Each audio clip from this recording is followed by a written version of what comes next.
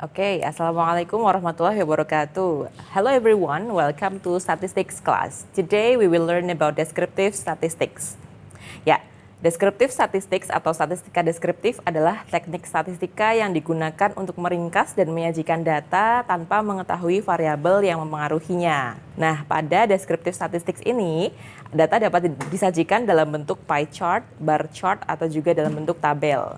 Oke, kita langsung lihat contohnya ya. Pada contoh berikut kita bisa lihat ada beberapa jenis penyajian data descriptive statistics ya. Yang pertama kita bisa lihat dalam bentuk pie chart dulu, ada data umur dari participants ya. Jadi ada persentase, kemudian umur. Jadi umur sekian ada berapa persen dan seterusnya. Kemudian contoh yang kedua penyajian datanya adalah dalam bentuk bar chart. Di sini kita bisa lihat histogram dari tes atau hasil skor tes kayak gitu ya. Nilai bahasa Inggris misalnya.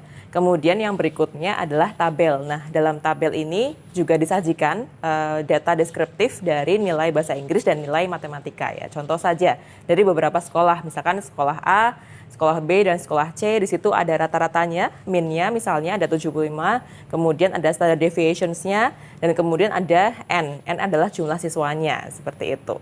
Kemudian kita lanjut ke contoh ya dari descriptive statistics. Yang pertama, ada 75% dari mahasiswa PBUII menggunakan Instagram lebih dari 2 jam selama sehari.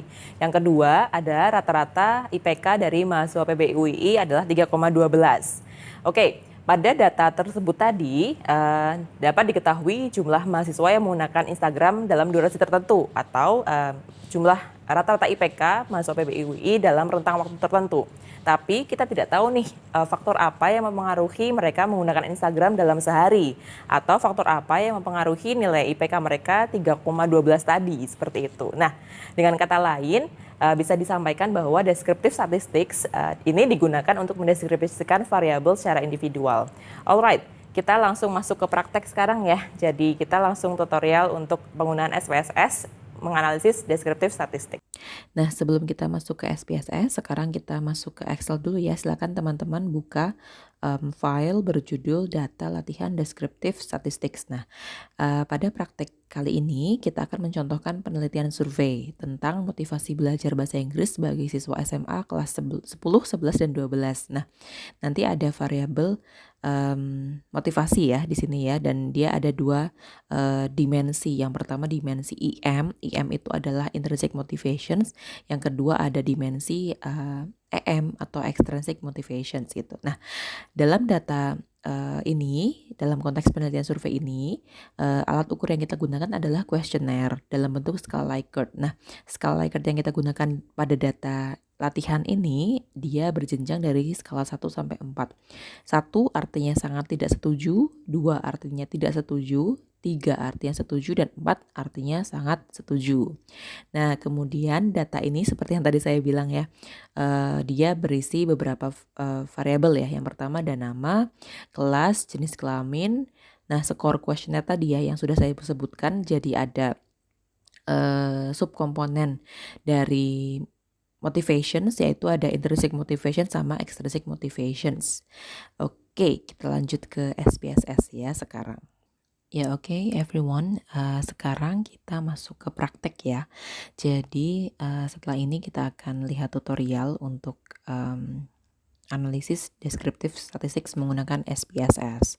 Saya langsung aja ya. Jadi ini adalah tampilan datanya.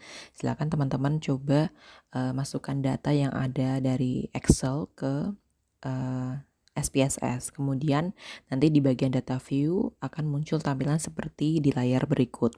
Kemudian nanti silakan diklik analyze. Setelah itu nanti ada descriptive statistics, kita pilih yang descriptives. Nah, kemudian silakan dimasukkan item IM1 sampai bawah ya, kita drag nih sampai IM10 ke bagian variable, dan kemudian di bagian options kita pilih yang min, kita centang yang min, standard deviations, minimum, maksimum. Kemudian kita klik OK. Nah, sudah muncul hasilnya seperti ini. Jadi ini adalah hasil output dari descriptive statistics kita. Di kolom paling mana ya? Paling kiri ya. Paling kiri ada IM1, IM2, IM3 sampai IM10 itu adalah item dari kuesionernya. Jadi IM1 adalah item kuesioner untuk intrinsic motivation nomor 1. Kemudian IM2 intrinsic motivation nomor 2 dan seterusnya. Kemudian N itu adalah jumlah partisipan kita, ada 120, berarti tidak ada data yang tertinggal seperti itu. Kemudian ada minimum adalah skor minimum yang dijawab oleh 120 responden untuk pernyataan di IM1 ya. Jadi ada 3 di situ, berarti pernyataannya dia misalkan skala Likert-nya kan 3, berarti dia setuju misalnya. Nah, kemudian maksimum itu adalah nilai paling tinggi kayak gitu ya, skor paling tinggi yang dipilih oleh 120 responden untuk item nomor 1. Berarti dia sangat setuju seperti itu ya. Jadi kita di sini itemnya yang paling tinggi adalah 4. Jadi skala 1 sampai 4, 1 itu sangat tidak setuju, 2 tidak setuju, 3 setuju, 4 sangat setuju. Oke, kemudian min score di sini ada min. Min adalah rata-ratanya ya. Jadi 3,8 adalah rata-ratanya, dan terakhir adalah standard deviation. Standard deviationnya di sini adalah 3,8856 ya untuk yang IM1.